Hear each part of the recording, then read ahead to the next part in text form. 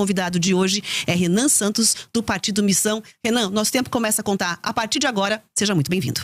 Muito obrigado, uma grande oportunidade de estar aqui com vocês, uma honra também, e estou aberto aqui a qualquer tipo de pergunta. Vamos começar falando, obviamente, sobre as suas pretensões enquanto presidente da República, né? Por exemplo, qual seria a primeira medida que você tomaria caso estivesse aí à frente da presidência? Vamos lá, no dia 5 de janeiro de 2027, dia que agora o presidente toma posse no Brasil, graças a Deus, porque antes era de 1º de janeiro, não via nenhuma autoridade internacional, porque estava tudo no Réveillon.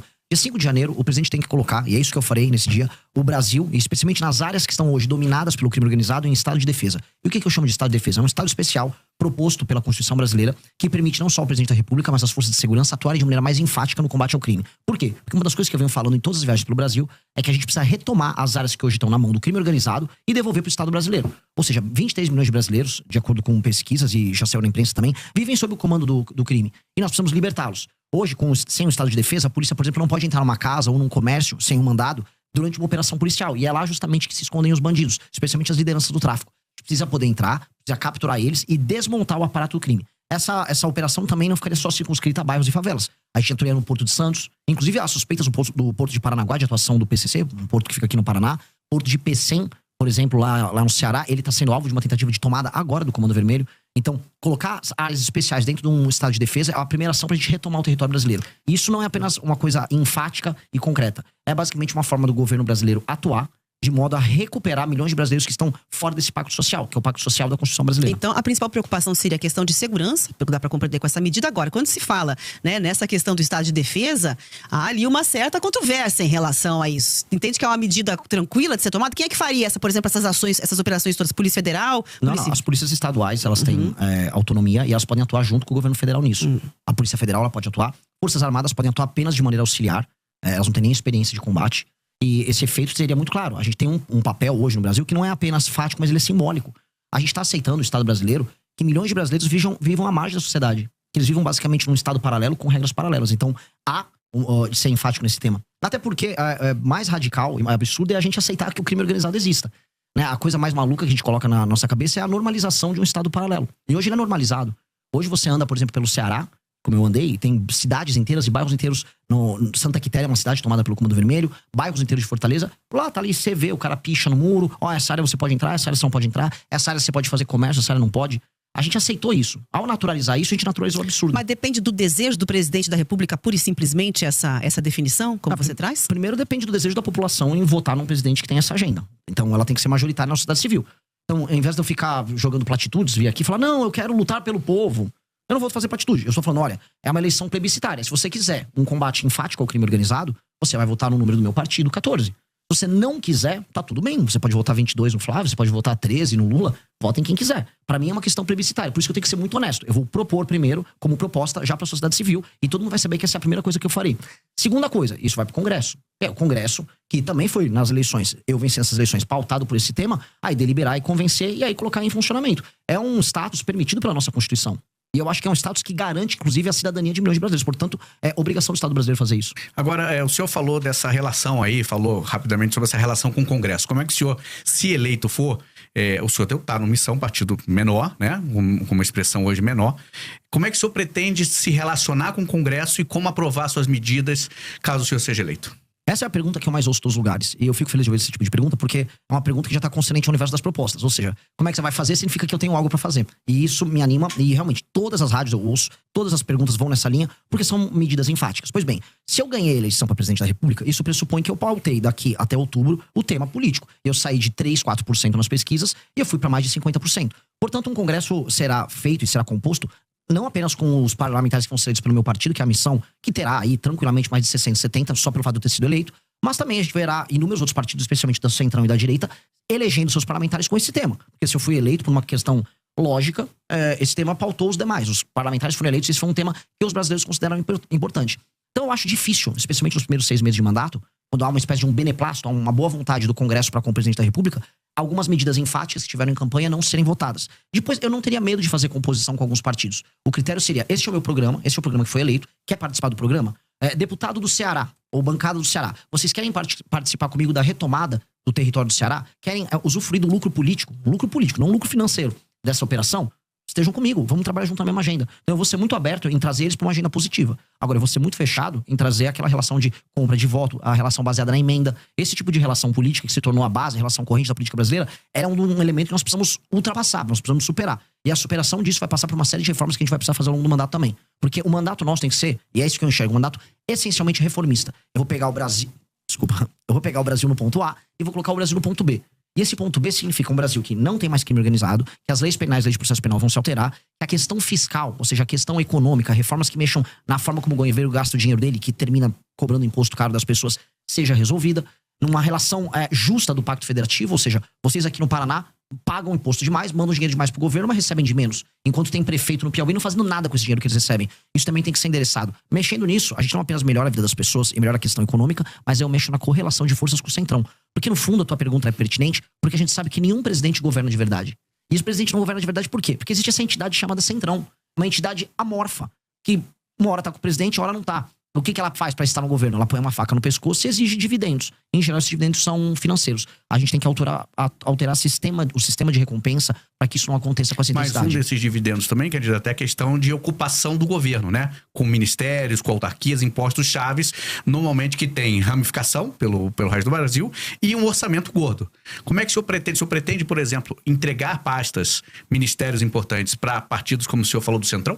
Se for para fazer ocupação e cooptação, especialmente para dar o nome aos bois, vamos pegar aqui a Codevasf, a Companhia de Desenvolvimento do Vale do São Francisco. Que é disputadíssima. Sim, porque, inclusive, o Rio São Francisco, ele corre, né? Minas, vai Pernambuco, Bahia. Porém, ele foi, vamos dizer, de maneira fictícia levado até o Amapá, o Rio, só para que o Alcolumbre, né, que é do União Brasil, possa usufruir dos benefícios dessa empresa pública. Isso não pode acontecer, isso não vai acontecer. E, em especial essas empresas públicas que têm atuação no Nordeste, onde há uma presença maior do Centrão e onde há um uso político muito mais intensivo. Isso não será entregue. Essas empresas públicas não podem ser entregues, porque hoje elas são, vamos dizer, um vetor central de corrupção. Eu volto a falar, não tenho problema nenhum em trazer figuras corretas e sérias de outros partidos para participar do nosso governo. Porque esta é, infelizmente, a natureza do nosso modelo. Fazer um governo que tenha coalizão é normal em todas as democracias. Agora, fazer um governo baseado em cooptação, como eles estão acostumados, não. Eu não vou fazer baseado em cooptação. E eu creio que é possível fazer isso. Eu creio que é possível você obter dividendos políticos, ou seja, um lucro político, ou seja, através das vitórias políticas de um governo, e não obter dividendos financeiros, que é o que esses caras querem. E a gente tem que... Aí, o cara quer obter dividendo financeiro, eu vou atuar junto com a Polícia Federal para todo mundo que estiver desviando emenda. Eu vou conversar com o Supremo Tribunal Federal, que tem inclusive investigações em curso, e nós vamos colaborar para que as emendas sejam investigadas. Porque não pode existir um governo que se baseia na compra e cooptação dos parlamentares. A gente está falando agora de emendas só das obrigatórias, mais de 60 bilhões nesse orçamento anual. E o senhor pretende mexer nesse vespeiro das emendas? Precisa. Como? Porque hoje o Congresso cooptou o orçamento do governo, né? Como é que o senhor pretende, qual que é a proposta que o senhor vai levar eleito para os congressistas com relação à emenda, que é uma moeda cara, custosa aos parlamentares? Se vocês me permitirem, eu puder estender um pouquinho mais nesse tema. Esse tema é muito importante. É um dos temas centrais para mim. Por que existe a emenda e por que ela funciona? A emenda é hoje a razão de ser de um deputado federal no Brasil. Os partidos políticos elegem deputados porque os deputados enviam para o partido político tempo de TV, fundo partidário e fundo eleitoral. Essa é a lógica. Portanto, o partido fica rico conquanto ele eleja esse número grande de deputados. E o que o deputado faz quando está lá? A maior parte. Ele manda emenda para sua base, para inúmeros prefeitos que tocam essas emendas. O que eu chamo de tocar emenda? Ele rouba um pedaço, ele desvia para comprar voto na próxima eleição, trabalha com a cooptação de base, usando esse recurso. Esses prefeitos não entregam recursos para pessoas e não trabalham para melhorar a vida das pessoas. Segurança, educação, saúde, saneamento básico. Mas ele, no fim do dia, reelege aquele deputado. É um ciclo. Esse ciclo, que é o ciclo que faz com que o deputado dependa da emenda, esse ciclo precisa ser cortado. E o que nós vamos fazer, que faz parte da nossa grande reforma administrativa? Nós vamos dar o poder para os prefeitos. E como? O fundo partidário e o fundo eleitoral serão determinados pelo desempenho objetivo dos prefeitos com indicadores. E quais são esses indicadores? Melhoria, por exemplo, na cobertura de saneamento básico. Um município que tem 10% de saneamento básico foi para 20%, ou seja, fez linha de esgoto, tal, começou a atender essa área, ele ganhou um ponto. Melhorou o desempenho no SAEB do município, ele ganha mais 2 ou 3 pontos. Ele soma esses pontos, pondera pelo tamanho da cidade, aí o partido recebe o fundo partidário e o fundo eleitoral de maneira equilibrada, dada a proporção no município. E, se ele cumpre isso, também ele está autorizado a receber emendas. A emenda só vai para o prefeito que entrega. O prefeito que não entrega, não tem emenda. E o que acontece? Isso acaba com a necessidade e a energia que o deputado federal tem em mandar emenda para o lugar que não funciona para desviar esse dinheiro. Então, nós podemos muito bem transformar a emenda num sistema de incentivo a bons prefeitos. E aí eu empodero o prefeito, que é quem precisa ser empoderado, e eu tiro o poder do deputado nesse sentido. E aqui você tem uma tensão, essa tensão já existe. A frente dos prefeitos e a turma dos deputados vivem em conflito. E aí eu empodero o Poder Executivo, que é quem entrega as coisas para as pessoas nos municípios, e eu tiro esse jogo absurdo que tem na mão dos deputados federais, que é um problema. E hoje ainda mais um elemento. O STF tá indo para cima das lideranças partidárias que estão usando a emenda do orçamento secreto para comprar voto, para fazer desvio, estão ficando multimilionários. Há uma tensão ali, e essa tensão faz com que as principais lideranças do Centrão hoje estejam com muito medo. Eu vou pegar um governo em que esses caras vão estar com medo. Então aí é o momento da gente negociar. É o momento de baixa deles. Eu já ia perguntar duas questões sobre isso para entrar na conversa. Primeiro, como é que vai combinar com os russos? Como é que vai combinar aí para não ter, né, digamos assim, uma devolutiva? A gente já viu como é que fica a questão de um governo que não tem viabilidade dentro do Congresso para gerir. E segundo, toda a emenda parlamentar é ruim? Nem toda emenda parlamentar é ruim. A emenda que é obrigatória e que ela é cumprida de maneira transparente, ela pode entregar um papel. Agora, a emenda do orçamento secreto, ela é ruim. A emenda do orçamento secreto, assim, nada que precisa necessariamente ser secreto vai ser bom. Tanto que as entregas do orçamento secreto são sempre meio secretas também. O cara nunca divulga exatamente. E aí você vai procurar, você encontra empresas de familiares de parlamentares, empresas de familiares dos prefeitos. Empresas fantasmas. Empresas fantasmas de toda sorte. Mas não há um risco, por exemplo, dessa questão da governabilidade, o Congresso dar uma resposta em relação a isso, porque até agora não mostraram interesse nenhum, tanto na transparência quanto na questão de abrir mão dessas emendas. Ao contrário, só aumentam. Mas aí você vai precisar de um presidente da República que não tenha rabo preso com ninguém, que tenha força e capital político, e que vai gastar o seu capital político fazendo essa medida que é uma medida não de governo, é uma medida de Estado. Essa é uma medida que altera o Brasil. Eu vou te dar um exemplo simples. Houve um presidente da República que já atendeu, vamos dizer, que já atacou o interesse do Centrão uma vez, de uma maneira muito clara, que colocava prefeito do Centrão na cadeia. Foi o Fernando Henrique Cardoso passando a lei de responsabilidade fiscal. Ora, o Fernando Henrique Cardoso conseguiu isso nos anos 90. Nós podemos conseguir isso também. Ou seja, se eu ganho a eleição presidencial e eu vou pra cima do enfrentamento ao crime organizado, a gente pode ver tanto que o Bukele, o próprio Milei teve um pouco desse efeito, você ganha popularidade, você ganha capital político. A questão é, o que o presidente da República faz com o capital político que ele acumula? Alguns ficam, não, vou manter o tempo todo, que eu tenho que pensar na próxima eleição de prefeito.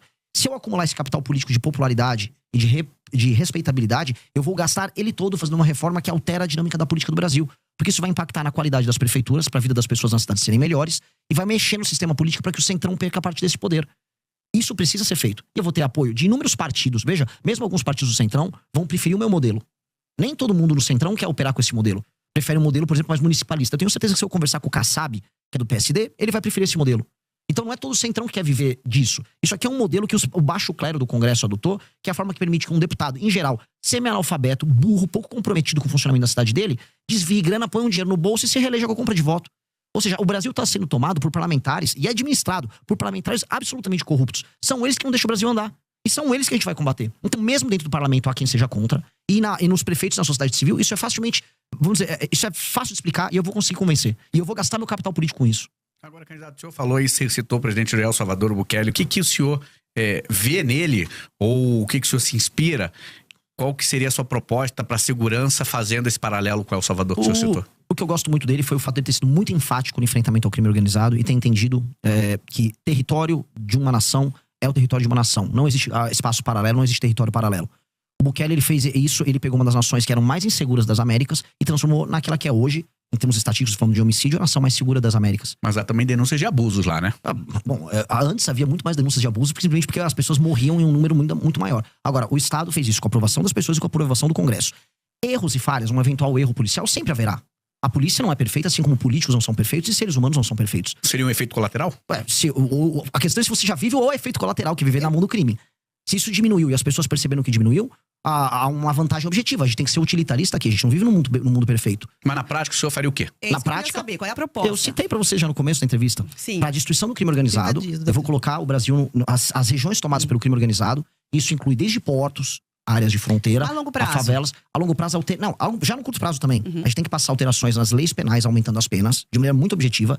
E nas leis de execução penal, a gente tem que acabar com artifícios como a progressão, a saidinha, para que a pessoa cumpra a pena dela. Porque o que a gente precisa fazer é alterar o sistema de incentivos que nós temos para que o bandido continue cometendo crime. O que está demonstrado? É quase aquele princípio Pareto. Poucos bandidos cometem a maior parte dos crimes. Eles são sempre reincidentes.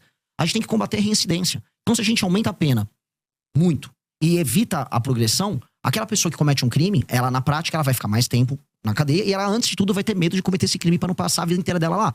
E o reincidente, que é o maior problemático, bom, esse aí só sendo muito idiota em continuar cometendo crime. Haverá sempre um reincidente idiota, porque as pessoas, por vezes, são idiotas, cometem crimes baseados em impulso, e esse cara vai ter que ser parado. Então, a polícia tem que ter meios de ação, as leis têm que evitar a progressão, e com base nisso a gente vai conseguir reduzir muito, não apenas o número de homicídios, porque a gente tem números de guerra de homicídio no Brasil. O Brasil tem 22 mortos a cada 100 mil habitantes.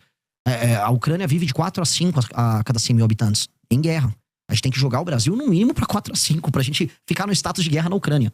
E o número de assaltos e roubos tem que cair vertiginosamente. Outra coisa, existe muita violência contra a mulher e isso tá demonstrado. Não só violência em casa, mas violência na rua. Foi entendida a mulher como uma pessoa que tá num status mais frágil pra receber um homem que vai botar uma arma, ela entrega as coisas. Os crimes de natureza sexual estão aumentando com relação às mulheres e a sociedade tá ficando escandalizada com isso. É uma sensação de segurança geral. Então isso precisa ser dado de volta pras pessoas. Nominalmente, a gente tem o direito de ir e vir. Agora, eu duvido que minha irmã sinta que ela tem o direito de vir na sociedade brasileira.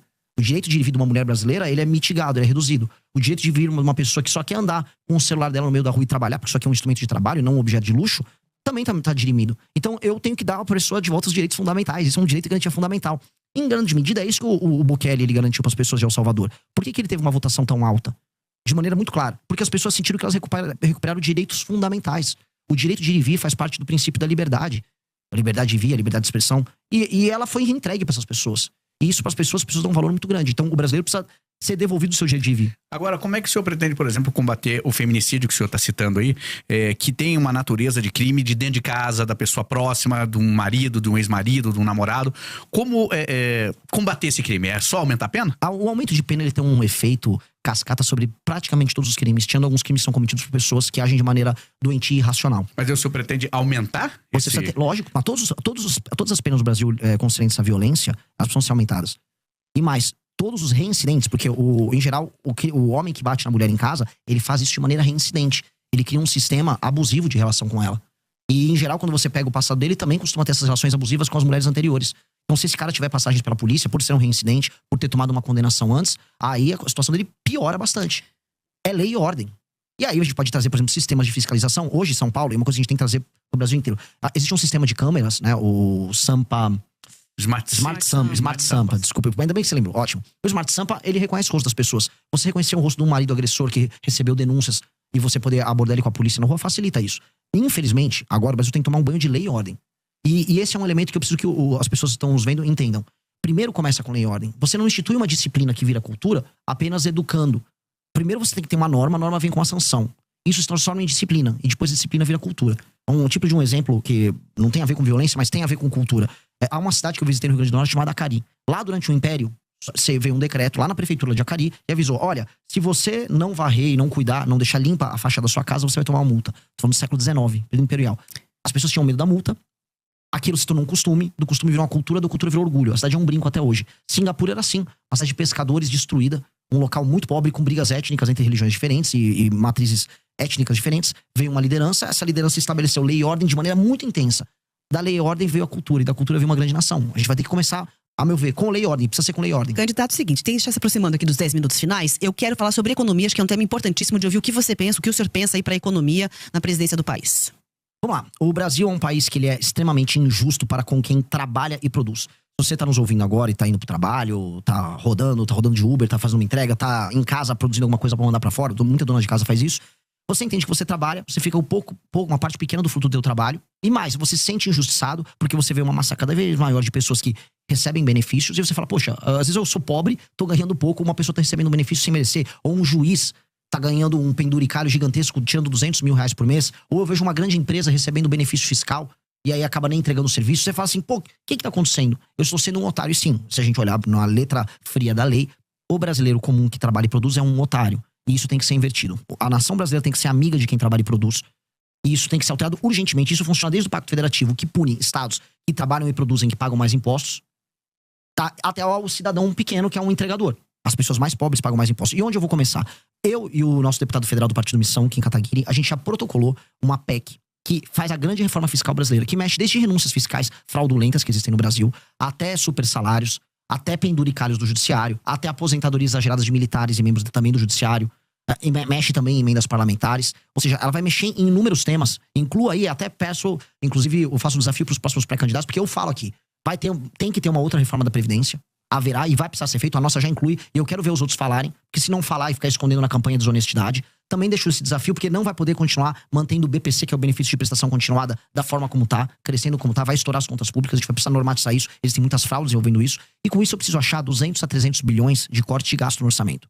Aí a pessoa, pô, o que isso resolve? Primeira coisa que resolve, a curva de dívida do Brasil diminui, isso é muito importante, e aí eu vou poder baixar os juros. E aí as pessoas vão começar a ver que o dinheiro delas vale mais. As pessoas vão poder pegar empréstimos, as pessoas vão poder fazer financiamento, as empresas vão poder se financiar.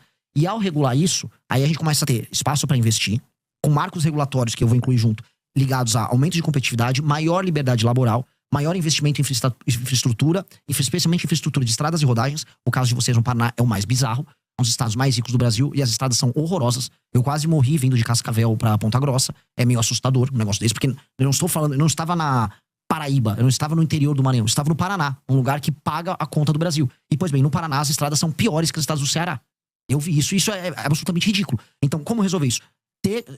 Fazer essa economia que eu falei, e aí vai sobrar dinheiro para investir em energia e investir em estrada, que é basicamente infraestrutura para o Brasil. Com essa infraestrutura aumentada, o custo do Brasil diminui, o dinheiro diminui, o custo do dinheiro, porque eu vou ter baixado os juros. E com base nisso, a economia brasileira passa a ficar bem mais competitiva. Especialmente nesses setores agora, eu olho aqui Centro-Sul, onde a gente mora, eu sou de São Paulo, vocês são aqui do Paraná, não precisa de grandes projetos governamentais. O governo pode atuar em uma ou outra área. Aqui a gente pode trazer data center pro Paraná por conta de Itaipu, não seria um problema. Agora lá no Nordeste, que é uma região que está muito empobrecida, a boa parte das pessoas vivem de auxílios, aí o governo vai ter que atuar, fazer zonas econômicas especiais voltadas para exportação, especialmente produtos industrializados, fazer como o Vietnã fez, a Índia fez, e a gente vai ter que olhar para lá, porque resolver o Nordeste, eu falo aqui pros paranaenses, eu resolver a questão da população do Nordeste trabalhar, significa menor migração para cá, menor pressão nos serviços públicos que vocês têm aqui, maior qualidade de vida e felicidade para as pessoas que vivem lá. Eu vi aquelas pessoas, são pessoas trabalhadoras no Nordeste, eu conversei com elas, querem o emprego delas lá. O cara não quer ter que sair do Maranhão para vir trabalhar em Curitiba, ou trabalhar em Florianópolis, ou trabalhar em Goiás, longe da família dele, comendo uma comida diferente, às vezes morando numa favela. Ele quer ter o trabalho lá, e dá para ter o trabalho lá. Então nós vamos trabalhar fortemente, parceria com a agricultura brasileira, parceria com empresas públicas como a Embrapa, para fazer a construção de um complexo no Nordeste. Agora o senhor citou aqui rapidamente reforma do Código Penal, reforma da Previdência, reforma administrativa, reforma política, reforma até na questão eleitoral de fundo partidário. E a do Judiciário, o senhor acha que é necessário o senhor candidato eleito? O que o senhor faria? Os privilégios do Judiciário, tô falando, assim, vamos começar pelos privilégios dos penduricários. Essa reforma nossa já endereça. Ela já tá lá, a gente vai ter que mexer nesses privilégios, porque eles são ilegais. A gente vai ter que atestar a ilegalidade e cortar a ilegalidade. É que, né, quem vigia é o vigilante, né? O vigilante é o judiciário e ele não quer ser vigiado por ninguém, porque ele mesmo faz os próprios privilégios. Nós vamos ter que usar o Poder Executivo com um projeto bem claro para coibir isso, acabar os penduricários. Agora, quando eu vou falar de outro tipo de abuso, o abuso do STF, do Supremo Tribunal Federal, aí eu preciso ser muito claro. A gente vai precisar tomar medidas que alterem a dinâmica atual. Por exemplo, a gente tem que acabar com essa farra das decisões monocráticas. 83% das decisões são monocráticas. Outra farra que tem que acabar é a farra dos escritórios de advocacia ligados a ministro do Supremo. Mas isso não vai competir, por exemplo, não vai ficar, desculpa, até a competência do Congresso? Vai ser feito pela presidência? Mas o presidente, junto com a sua bancada, podem fazer isso. O governo federal pode atuar junto com o Congresso para projetos que podem ser de iniciativa tanto do Congresso quanto da presidência da República. E aí, o presidente da República tem que botar sua força política nesse projeto. Sua força de convencimento. Outra força de convencimento que ele precisa ter. Nós precisamos ter um foro, o tal do foro privilegiado que hoje é o STF, deixou de ser uma ferramenta da democracia, pra galera entender. Ele foi desenhado lá no final da ditadura, pro começo da redemocratização, como um instrumento que protegeria os deputados de uma perseguição que eles poderiam ter de juízes nos seus estados. Dá até pra entender a necessidade do foro especial. Só que hoje ele é um instrumento que o STF tem o Senado, que é justamente quem pode fiscalizá-lo, na mão. Então a gente vai fazer diferente. Vamos criar um foro especial, um foro pequeno, sem contratar ninguém. Você seleciona via sorteio desembargadores, randomicamente dos estados, eles ficam 2 meses no mandato, e eles julgam as ações oriundas do mandato dos parlamentares. Rotativo e um magistrado não pode julgar um parlamentar do seu próprio estado. Simples, retira do STF essa prerrogativa.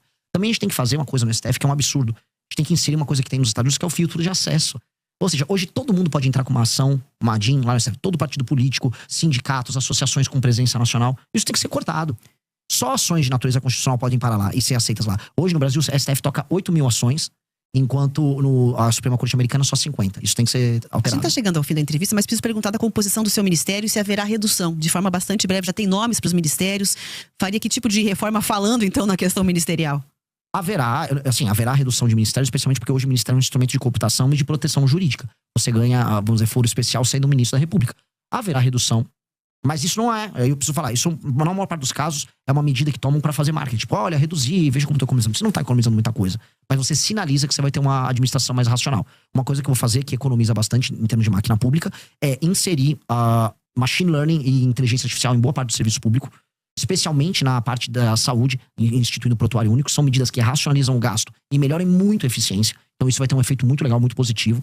E aí, falando em termos de corte de gasto, para trazer um tema até jogar de provocação para os demais pré-candidatos, especialmente os da direita, quero saber quais são as empresas que eles vão privatizar. A gente tá falando de maneira clara, os Correios precisam ser privatizados, tá? E empresas públicas que não apenas são deficitárias, mas que não apresentam resultado prático para o Brasil, nenhum ganho para o Brasil, elas precisam ser privatizadas ou encerradas, porque hoje elas viraram instrumentos de cooptação. O senhor, pelo que eu entendi, deu aqui umas estocadas na esquerda, na direita, mas o senhor, para chegar à presidência, possivelmente vai ter que passar por um segundo turno. Aceita apoio de quem vier, da esquerda, da direita? Rejeita algum? Como é que vai ser seu posicionamento? Eu rejeito apoio de pessoas que sejam corruptas, até porque hoje no Brasil a coisa mais comum é você receber apoio. Mas a gente tem corrupção dos dois lados. Não, mas eu não estou fazendo distinção de lado. Até porque os escândalos de corrupção no Brasil, especialmente do Master, não tem lado. Tá todo mundo Pois ali. é. Por isso que eu tô muito tranquilo. Eu não tenho nada a ver com isso. E hoje a coisa mais comum é você nem precisar pedir apoio. Hoje, os corruptores, eles batem na tua porta pra te comprar. Então eu vou ser muito cuidadoso nisso. Apoio político, quando sincero e honesto, não se rejeita. Independente de cor partidária. Depende de cor. Agora, eu sei assim, a esquerda nunca vai me apoiar. E se ela vier me apoiar, eu tenho que desconfiar do que eu tô fazendo, que eventualmente eu tô fazendo uma coisa de errado. Dito isso, apoio sincero de pessoas honestas é bem-vindo. Nós precisamos criar uma aliança em todo o Brasil pra tornar o Brasil um lugar melhor. E vai ser difícil. Tudo que eu falei aqui é necessário e nada do que eu falei aqui é radical. São coisas normais que nós precisamos fazer pra tornar o nosso país um lugar melhor. Só que o normal que eu falei aqui, ele se torna difícil porque nós somos um país em que tudo é difícil. Eu tô disposto a colocar minha vida nisso. Eu vou dedicar os melhores anos da minha vida pra me tornar o Brasil um país sério. E eu vou fazer isso com ou sem apoio das pessoas, donos da máquina partidária brasileira. Candidato, 1 minuto pra falar com a nossa audiência. Qual câmera eu falo? Qual câmera? Aqui, é da frente. Essa aqui, ó. Meus queridos amigos, o Brasil, ele foi desenhado como um país injusto com você. E você talvez não tenha ideia do quanto você tá perdendo morando aqui. Talvez você não entenda que ao sair da sua casa pra ir trabalhar, você tem que pegar um celular e você sabe que esse celular pode ser roubado a qualquer momento. Você sabe que ao entrar no seu carro vai ter provavelmente um insufilme pro bandido não ver as coisas que tem dentro do carro. Sua casa, se você mora numa casa, tem um muro. Se você mora num prédio, o prédio é murado e vai ter um porteiro. Talvez ambos tenham uma cerca elétrica. Sua esposa, sua filha tem medo de andar na rua porque elas podem ser alvo de todo tipo de ataque, desde o violento até um ataque de natureza sexual. E você vai e volta e tem o seu dia todo determinado pelo medo de ser roubado e acha talvez que isso seja natural. O que eu quero avisar é que nada disso é natural. Você pode viver num país que você é livre e que você tem que ter homens corajosos que não tenham rabo preso com ninguém, dispostos a tornar a tua vida melhor. E é isso que eu tô pra fazer. Não posso pedir teu voto nesse instante, mas eu posso pedir para que você me conheça. Não confie em mim nem nos demais. Apenas veja e analise pelos atos e pelas ações. E com base nisso, forme teu julgamento. Muito obrigado. Muito obrigada pela entrevista. Foi um prazer recebê-lo para essa conversa de pressa batina aqui na Jovem Pan News e Grupo RIC. Muito obrigado. Cansado de torcer para políticos que não têm uma página de projeto escrita? Se você busca profundidade, técnica e a coragem de quem estuda o Brasil de verdade, seu lugar é aqui. Inscreva-se no @14cortespolítica e acompanhe a construção da única alternativa real ao sistema.